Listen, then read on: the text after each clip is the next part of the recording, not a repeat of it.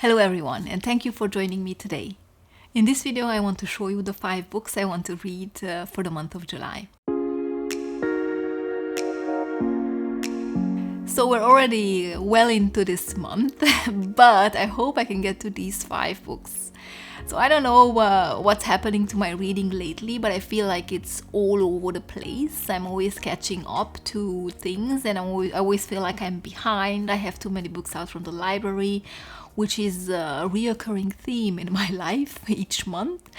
But I'm always struggling to finish the books I have out from the library because I want to read them all, and there's just only so many hours in the day, in the week, in the month that I can read. But I have these 5 books.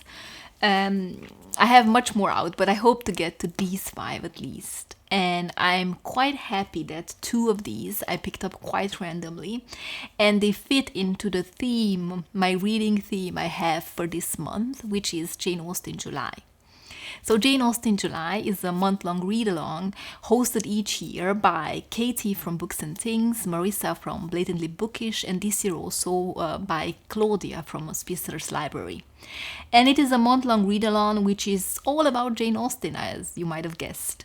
We read her books, we read retellings, we watch screen adaptations, we read non-fiction, everything related to Jane Austen, and I just love it. I've read some amazing retellings in the past years, and it's just always nice to come back to, this period in time and to her books in particular. But I have these 2 books which I found randomly at the library, and they're perfect for this Jane Austen July. And one is Dangerous Alliance, and it's subtitled An Austentacious Romance. So yes. And the other one is Miss Austen.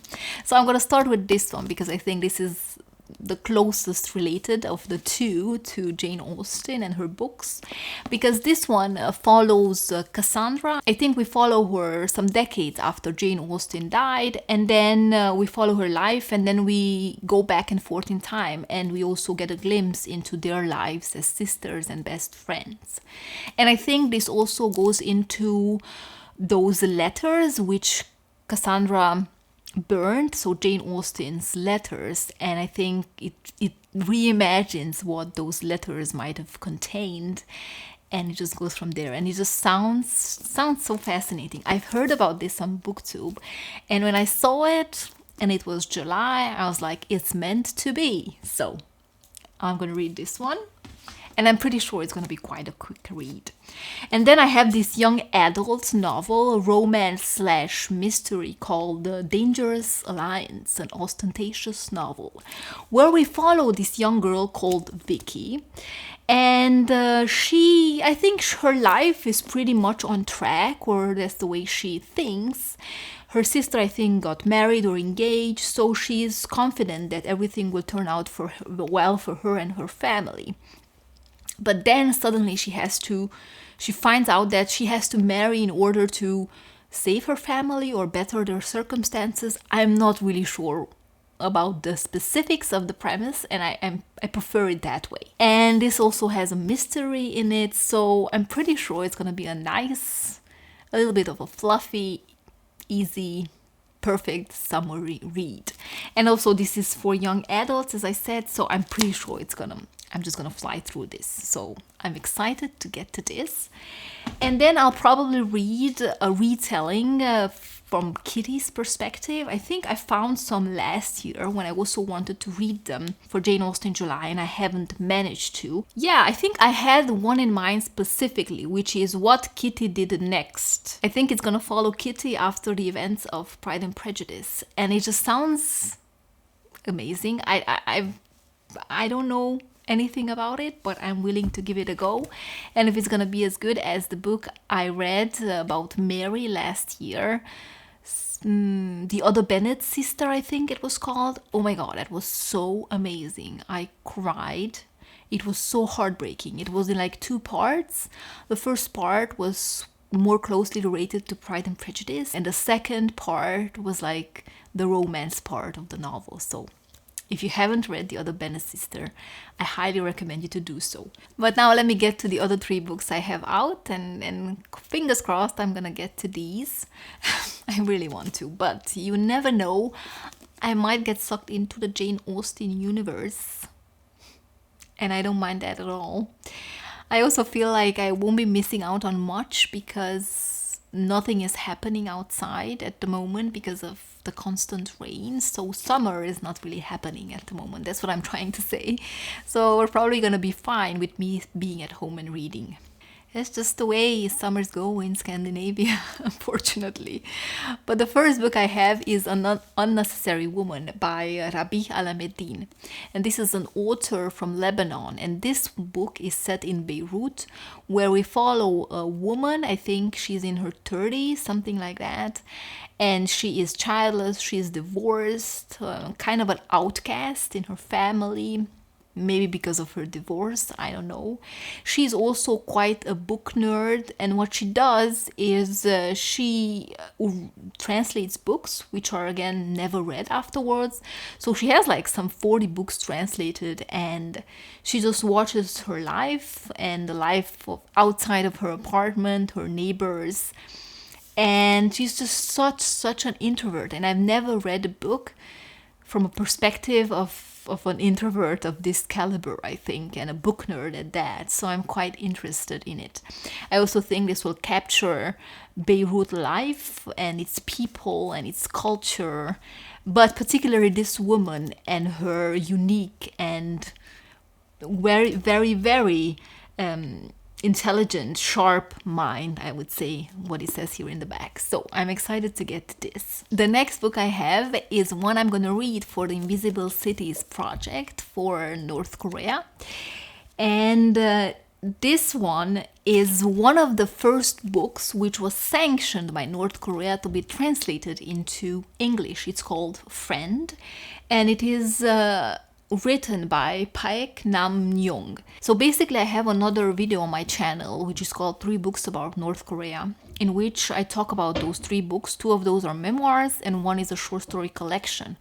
And when I looked into books from North Korea, it was hard for me to find novels. They were mostly, obviously mostly memoirs of people escaping from that country, which is fine, I guess.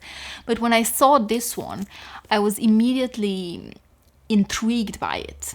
So this is the first book which was sanctioned by the North Korean government, I guess, to be translated to English. So I guess it was approved by their very, very awful regime. So I'm a bit also apprehensive going into this, but looking at the back and what it says on the back and looking up some reviews of it, it seems to be quite an interesting read, because this one is about a woman who wants to have a divorce.